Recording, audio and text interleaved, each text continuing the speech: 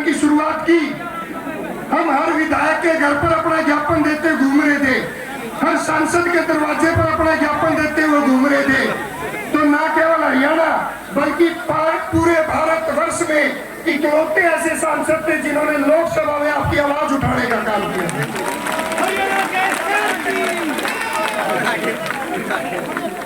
उसके बाद भी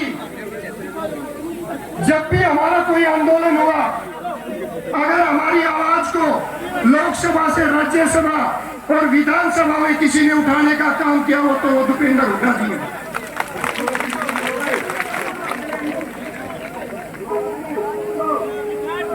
तो मैं निवेदन करूंगा भूपेंद्र हुड्डा जी से कि वो आए और आपकी मांग का समर्थन करें। भूपेंद्र हुड्डा जी प्रधान जी लाठी साहब है,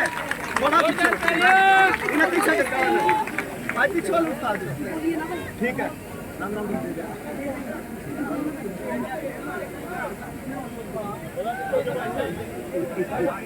राम राम जी सबको। 11 बजे से बैठे हैं। हाँ जी ठीक है। हमारे आज यहाँ पर जींद की इस वीर भूमि में उपस्थित हजारों लाखों की संख्या में मैं कहूँगा सभी कर्मचारी साथियों को मैं बहुत बहुत कोटि कोटि नमन करना चाहता हूँ। आपके ओल्ड पेंशन स्कीम संकल्प महारैली के उपलक्ष्य में जो आपकी पेंशन बहाली संघर्ष समिति है, उसके हमारे वीरेंद्र जी जो उसका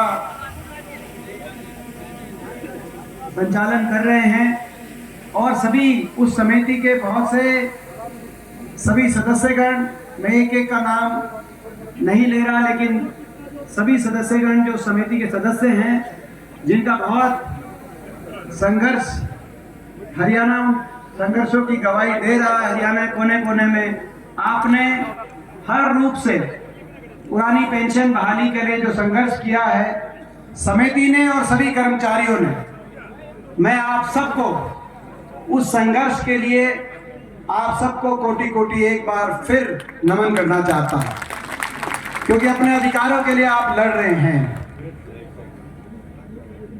ये आपके जो अधिकार, ओल्ड पेंशन स्कीम का जो अधिकार, हमने भी बार बार मांग करी, सरकार से हर स्तर पर मांग करी, केंद्र सरकार से भी और हरियाणा में प्रदेश सरकार से भी, कि कर्मचारियों को ओल्ड पेंशन स्कीम मिले, उनकी ओल्ड पेंशन स्कीम बहाल हो, उसका लाभ हरियाणा कर्मचारियों को मिले। जब देश में बहुत से प्रदेशों में ओल्ड पेंशन स्कीम बहाल हो सकती है, तो जो हरियाणा एक समय में 2013-14 के समय याद करें तो प्रति व्यक्ति आय में देश में नंबर 1 था हमारा प्रदेश। तो एक समृद्धि की पहचान थी उस समय हरियाणा की। अब थोड़ा पीछे जरूर गया विकास दर में, लेकिन आज भी देश के अग्रणी राज्यों में है। तो जब छत्तीसगढ़, मध्य प्रदेश, राजस्थान, हिमाचल प्रदेश, पंजाब, दिल्ली जैसे प्रदेशों में और यहां तक कि पश्चिम बंगाल जैसे प्रदेशों में जो आर्थिक मापदंडों के अनुसार जिन प्रदेशों से हरियाणा कहीं आगे है, तो उस प्रदेश के अंदर कर्मचारियों के भविष्य को संवारने के लिए, उनके भविष्य की सुरक्षा करने के लिए हरियाणा सरकार क्यों कदम नहीं उठा पा रही, ये हमारी समझ से बाहर की बात है। जो कर्मचारी हमारे हरियाणा प्रदेश के भविष्य की सुरक्षा करते हैं, उन कर्मचारियों की भविष्य की सुरक्षा करने की जिम्मेदारी सरकार की होनी चाहिए, हर राजनीति से ऊपर उठ के होनी चाहिए, ऐसा हमारा मानना है। लेकिन दुर्भाग्य से हमारी मांग नहीं मानी गई और अंततः अब आज, क्योंकि आज 24 में ना सिर्फ लोकसभा लेकिन हरियाणा विधानसभा चुनाव का भी जब बिगुल बजने का समय आ गया, 1 महीने के बाद लोकसभा चुनाव और उसके लोकसभा चुनाव के संपन्न होने के 3-4 महीने में विधानसभा चुनाव, तो जब ऐसा समय आ गया तो आज हम इस मैदान से, मैं प्रदेश का एक बात विपक्ष का सांसद होने के नाते, आज आप जानते हैं कि हरियाणा प्रदेश से 15 सांसद हैं, लोकसभा और राज्यसभा मिलाकर 10 लोकसभा 5 राज्यसभा, 14 भारतीय जनता पार्टी सत्ता पक्ष के हैं। मैं एकमात्र विपक्ष के सांसद के रूप में भी आपके बीच में उपस्थित हुआ हूं और हरियाणा प्रदेश कांग्रेस कमेटी की ओर से भी हमारे आदरणीय प्रदेश अध्यक्ष चौधरी उदय भान जी और नेता विपक्ष चौधरी उपेंद्र सिंह हुड्डा जी के नुमाइंदे के रूप में भी मैं आज आपके बीच में उपस्थित हुआ हूं। आज होडल में चौधरी उदय भान जी के क्षेत्र में बहुत बड़ी जन आक्रोश रैली थी, तो हुड्डा साहब और उदय भान जी वहां उस रैली में, और उस रैली से विशेष हेलीकॉप्टर के माध्यम से उनका संदेश लेकर भी, पार्टी का संदेश देकर भी मैं सीधा रैली से यहाँ पर आपके बीच में उपस्थित हुआ हूँ और मैं कहने के लिए आपके बीच में आया हूँ। अभी जैसे मुख्यमंत्री जी ने एक हमारी एम्प्लॉई खेल महकमे में एक बेटी जिनके मान सम्मान की जिम्मेदारी प्रदेश सरकार की होनी चाहिए, राजधर्म उसको निभाना चाहिए, ऐसी एक हमारी बेटी ने जब हमारे एक कैबिनेट के मंत्री पर एक कहा कि उनने उनके साथ दुर्व्यवहार किया है, तो मुख्यमंत्री जी ने बिना जांच के विधानसभा में खड़े होकर कहा कि वो कैबिनेट मंत्री हैं, कैबिनेट मंत्री रहेंगे। आज मैं भी आज आपके बीच में कहने आया हूं, ओल्ड पेंशन स्कीम हरियाणा में बदलाव होगा, परिवर्तन होगा और ओल्ड पेंशन स्कीम मिलेगी।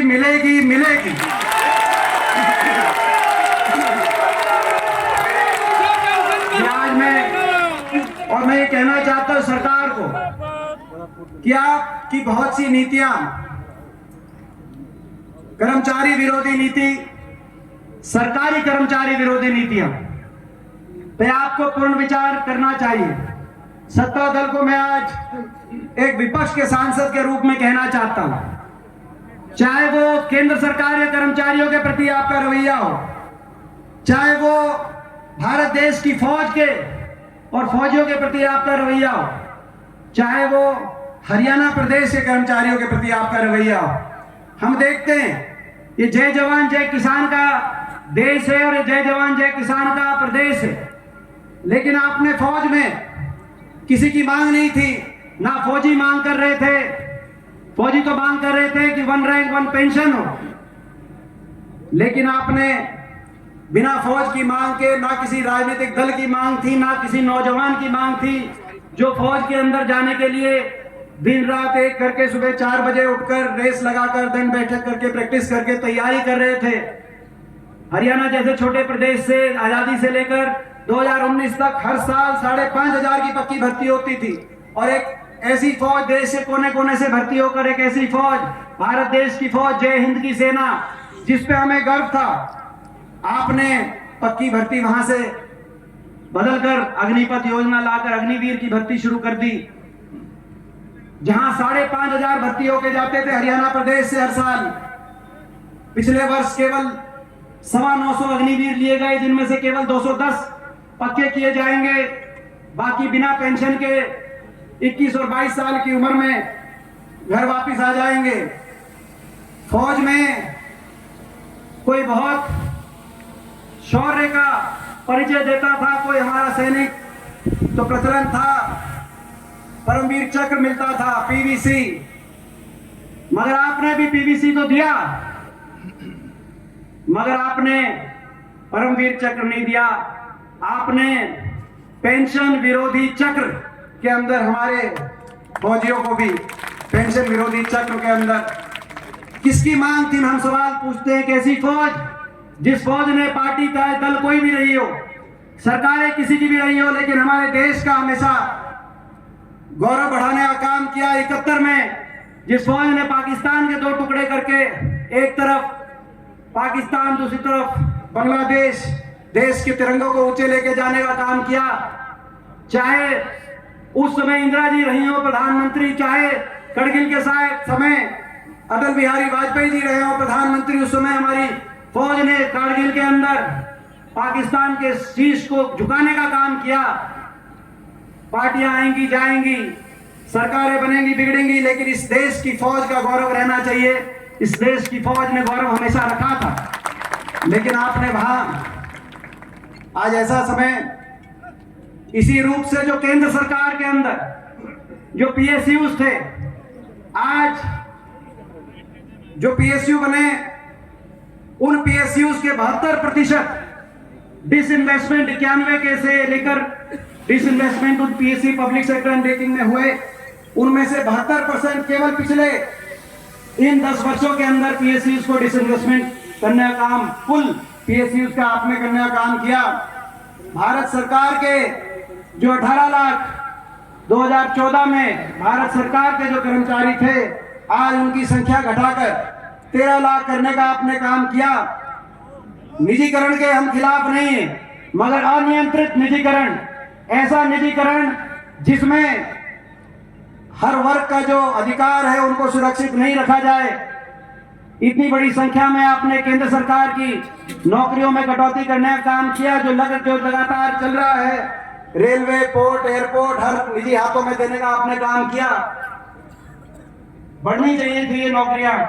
और ऐसे ही हरियाणा के अंदर भी जो हरियाणा सरकार की बहुत सी नौकरियां थी तो समाप्त करने का काम आपने किया, उनको विधोल्ड कर दिया। उन पदों पे कोई नियुक्तियां नहीं की गई, या उनको कौशल निगम के माध्यम से जिसके अंदर कौशल निगम में ना कोई रिजर्वेशन है ना कोई मेरिट है, आपने कौशल निगम के नाम माध्यम से लगाने का जो काम किया, तो कच्चों में परिवर्तित कर रहे हैं, चाहे अग्निपथ हो चाहे कौशल निगम हो, या उन पदों को समाप्त करने का जो आप काम कर रहे हैं। और कहीं ना कहीं जहां पद हैं वहां पर जो नौकरियां हैं वहां पर पेंशन में कटौती करने के आप रास्ते पे चल रहे हैं।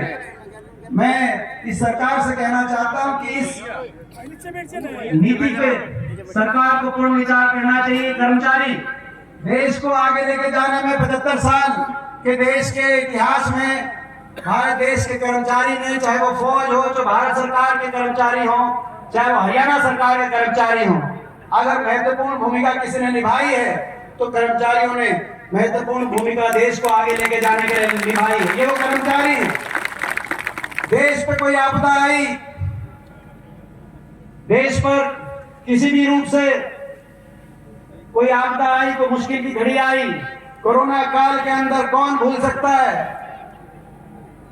जब बड़े बड़े लोग अपने घरों के अंदर, लेकिन कर्मचारी देश के लोगों के लिए तत्पर होकर, हरियाणा सरकार का कर्मचारी देश के लोगों के लिए तत्पर होकर हर शहर में, हर गांव के अंदर कर्मचारियों ने पहुंचकर हमारे प्रदेश के लोगों की सेवा करी। कौन वो भूल सकता है? तो आप भी मत भूलिए। मैं सरकार को ये चेतावनी भी ध्यान से देना चाहता हूं, ये जो कर्मचारियों की मांग है, इस मांग को आप समझने का काम करें, इस मांग को आप मानने का काम करें। इस बात की भी टीस हमारे दिल में है कि जो हरियाणा सरकार में पिछले कई दिनों से जो बड़े पदों पे जो नियुक्तियां हुई हैं, उन नियुक्तियों में हरियाणा से बाहर के लोगों का ज्यादा, हरियाणा से नौजवानों से ज्यादा हरियाणा के बाहर के नौजवानों को जो अवसर मिला।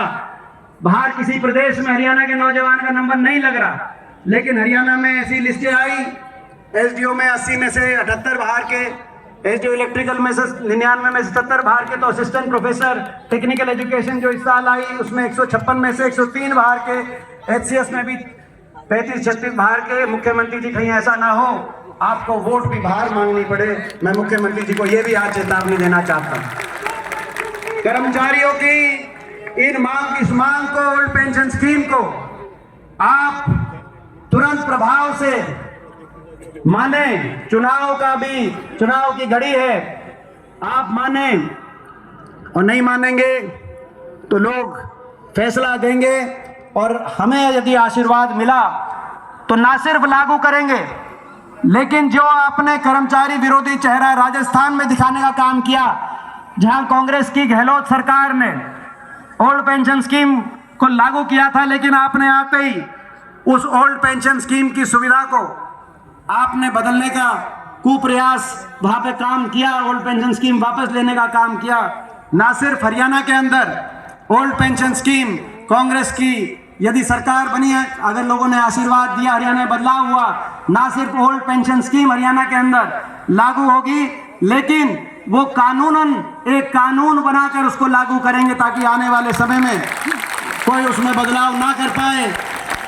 ये भी आज हम सरकार को कहना चाहते हैं। इन्हीं शब्दों के साथ मैं एक बार आपके इस संघर्ष को नमन करते हुए सारी आपकी कोर कमेटी को, क्योंकि हमने देखा प्रदेश के कोने कोने में आप गए, अलग अलग यात्राएं आपने और कई करी, और अलग अलग यातनाएं आपने सही, उस सब की गवाही हरियाणा प्रदेश के लोग दे रहे हैं। सरकार आपकी तरफ गौर करे। सरकार को ये चेतावनी देते हुए हम यही कहना चाहते हैं कि आपके संघर्ष की जीत होगी। ओल्ड पेंशन स्कीम आपके लिए जल्द हरियाणा के अंदर लागू होगी। जय जवान, जय किसान, जय कर्मचारी, जय संविधान, जय नौजवान, जय हिंद और जय राम जी की। सभी साथी बैठे रहे। सभी साथी, प्रधान जी एक बड़े आंदोलन की घोषणा करेंगे। कोई साथी यहां से उठे ना जब तक प्रधान जी का अंतिम संबोधन